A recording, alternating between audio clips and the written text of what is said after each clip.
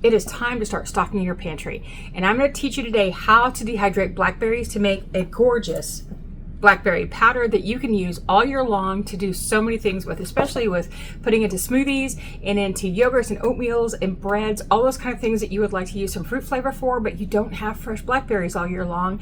And who wants to buy blackberries in the middle of winter? And hi, just in case we haven't met, I'm Darcy from the Purposeful Pantry, where I teach you how to dehydrate in safe but practical ways in order to put food on your pantry shelves for your family whenever you need it. So a couple of tips before we get started. I know that this is not technically blackberry season in the US. They're probably just starting to grow. You're probably just starting to see them show up on the bushes. We don't get them for a couple of months, usually at the height of the summer, but the thing that I do is I take advantage of grocery store sales. When they come in at a really inexpensive price, you'll have to track that for what it is for you, but I got these for 99 cents a piece. They did not come from the United States. They are from Mexico. I tasted them to make sure that they tasted good, or else I wouldn't have done it. They did taste great. And today I'm going to show you how to make blackberry powder for all of your treats. So let's get started with dehydrating blackberries. All right, so we've got all of our blackberries washed and ready to go. I've let them drain. But first what I'm gonna do is go ahead and get my dehydrator tray ready for drying the whole blackberries. Now I have found over time, I don't eat dehydrated blackberries at all. And I always recommend that you store things whole. You don't store them in powder form if you plan for long-term storage, especially with fruit powders, because they will start to lose their vitamins over time, okay? So what you can do is dry them whole, and these will take a good 36 hours probably to dry, depending on your dehydrator, the humidity in your home, all that kind of stuff. Okay, so what you can do is you can cut your blackberries right in half, and they're going to be a little messy, but this will help dry them a little faster. Did you ever see what the inside of a blackberry actually looks like? So just cut these in half, just like that, if you want, okay? That will definitely help cut down the drying time, because what has to happen is that you have to have every single one of these little cells in here has to be dried. Now, if you'd rather do it this way, you can certainly half it that way so that you have what looks like a whole berry, just like this. That will work too, because you're opening up the whole thing to get dried. So as I said, this year we're going to be doing blackberry powder a little differently. I'm going to store it in a powder form because I will use it more often that way instead of trying to powder down every once in a while. I already know I'm going to go through this pretty quickly. So here we go. We're going to start getting this ready to puree.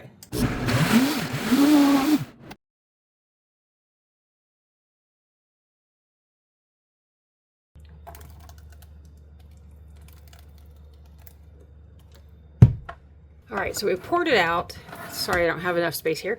And we're just going to spread this out. I'm not trying to get to a consistency of a fruit leather. I'm just trying to get enough in here to spread it out and let it dry hard. Now, you can always just do something along the lines of this,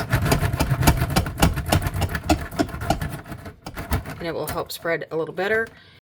All right, so there's our first tray down. Let's get some more going. And I'm going to show you a trick on my next one. If you don't have these silicone lip trays, you don't need them. As long as you got some fruit leather trays, that'll work just fine. I'm going to show you how to do this with a stapler. It's going to ruin the sheet on the corner. It's not a big deal. It'll put a couple holes in it. It's not going to hurt anything. The paper clips that I had set aside for this project all the time are not where they're supposed to be. So I'm going to take a corner and I'm going to flip it just like this, in on itself once, and then back on itself again to form this pocket right here in the corner. And then I can take a paper clip just to slide over it, or a bulldog clip, or whatever you might have. But I'm going to use a stapler because it's going to be just fine.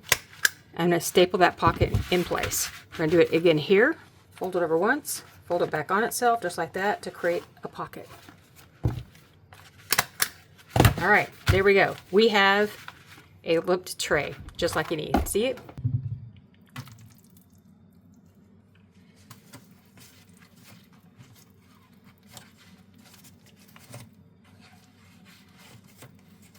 Okay, so what you saw me do is I just took out a little extra because it's a little bit thick for me, and because the sides are here, it's going to block a little bit of the air movement, not a lot, but enough to make it take a little bit longer.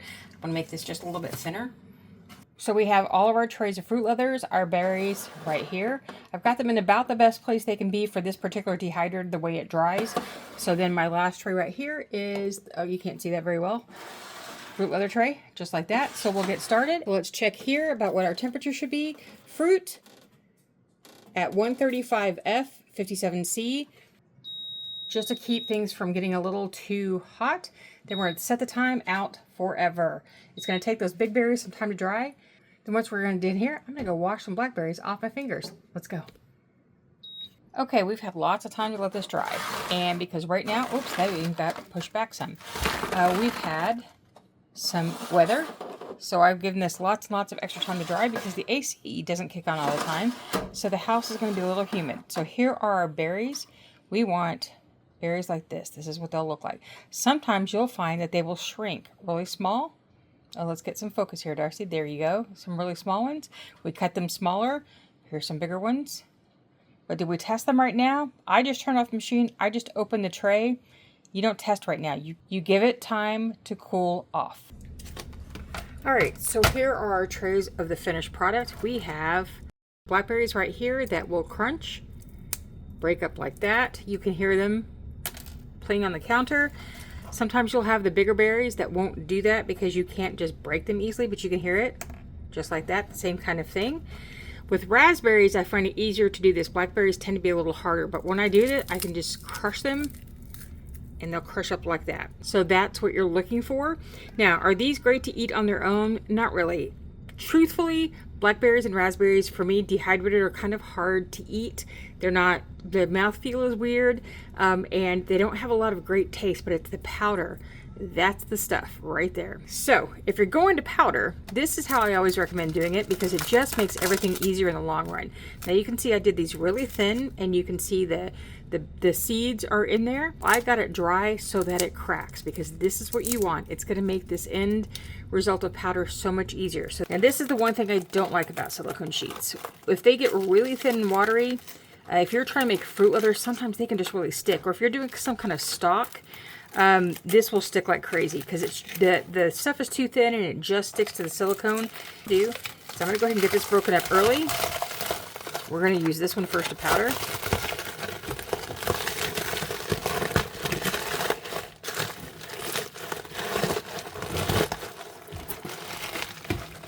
Just like that.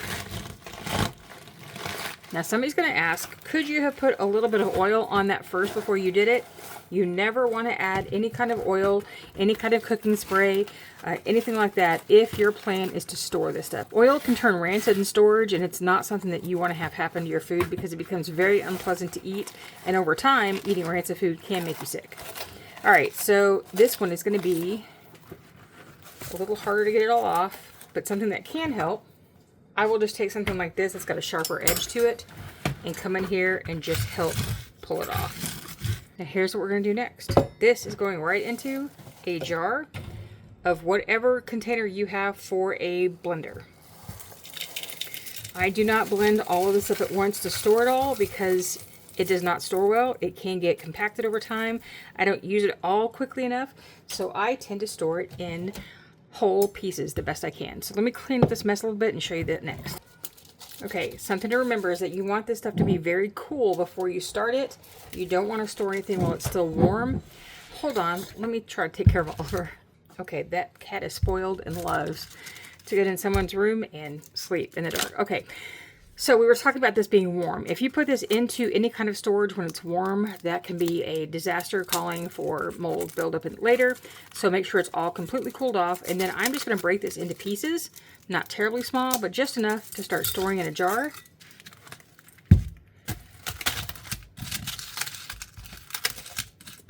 It's actually kind of fun to break it up because usually when you got fruit leathers, you don't want it to get like this and you're worried about it breaking up. But for this one, no, we want the breakup.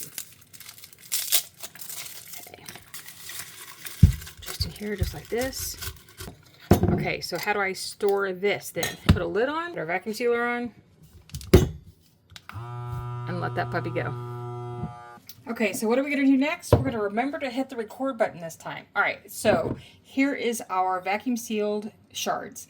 So what someone's going to ask is, can you put a moisture absorber in this? You sure can. And I would recommend it if you're going to be getting in and out of this jar constantly and you don't have a vacuum sealer, throw a moisture absorber in here to shut this down so that it takes care of any moisture that's introduced every time you open the jar. Now, if you wanted to put an O2 absorber in here for long-term storage, I would only recommend it if you've gotten this dry and you know it's good and dry like this is. I don't recommend putting O2 absorbers in anything that has some moisture left in it because that's not safe. And now what we're going to do is we're going to vacuum, no, we're not going to vacuum seal. We're going to powder our blackberries. So what happened is I did this already once and I forgot to hit record. So we're going to add to it and do it again so that you can see how it works. So we're going to put our extra shards in here. It's going to be fine. I don't have to empty this out. Sometimes it helps that when you get a small amount to add a little bit more to it, and it will help powder a little bit better. So I'm going to pull this back over. Come on, slide for me. All right, good powder. I'm using my small blender today because I'm not going to do vast quantities of this powder because I don't store it that way. I store it this way first and then make powder of it because I need it for a month or so, maybe 2. All right, here we're going to go.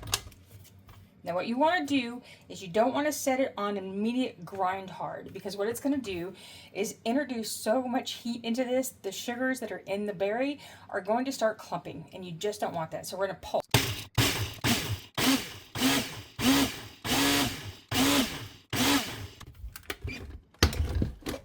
Okay, now let's look at it to see what it looks like. And you're going to see that this is not a fine ground product in the end because we are full of seed still and the seeds don't really get ground up, but can you see that so far? All right, so what I do next is I take a bowl and I take a fine mesh strainer just like this. So we're going to do this and pour our powder in. Now you can start with smaller quantities at one time. It makes it a little easier to work through.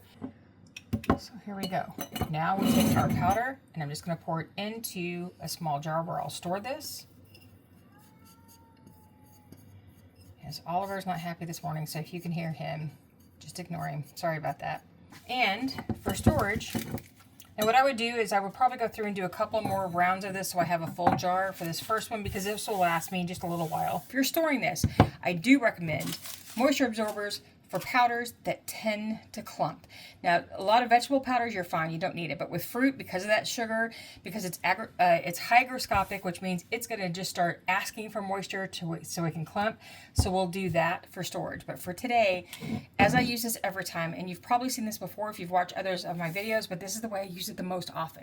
So as many of you might know, I have really been working the last year on improving my health. And one of the ways is to increase my protein intake because of trying to lose weight and trying to get a healthy body. I'm not trying to get skinny, I'm trying to get healthy. So what I usually do, this is probably an everyday thing, if not an every other day thing, is a serving of yogurt or a little bit more if I haven't eaten lunch.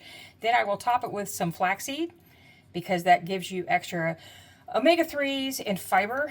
And if I had any chia seeds in here too, which also added protein, I kind of mix them up and blend them together.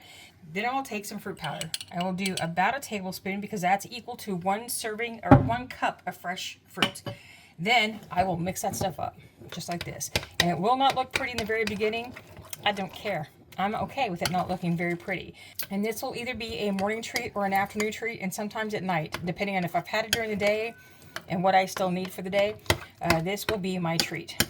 So what else can I do with this? I can add that same tablespoon into the smoothie that I make for breakfast almost every day, and I'll link that right up here so that you can see how I make it. But let's have a snack, shall we? So let's take that taste.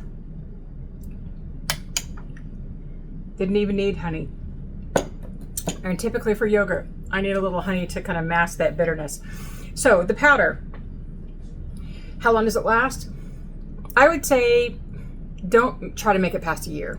Powders over time will kind of just lose their flavor. Even though they might still have a color, they'll start losing their flavor. And when that happens, you know they're done. Which is why I say I only do this for a few months at a time. That way I don't have to worry about that. You can use it for making coloring frostings. You can make it for putting into breads, especially if you don't have blackberries, but you like the flavor. You can put it in a bread, like a quick muffin thing that you would want to do. There are all sorts of ways to use it. I will leave a link down in the description box below and up here in the iCards for a bunch of ways that you can use fruit powders and everything that you do. And if you want to learn how to do blackberries the same way, watch this video right here. And remember that nevertheless, she preserved. Until I see you again next time, happy dehydrating. See ya.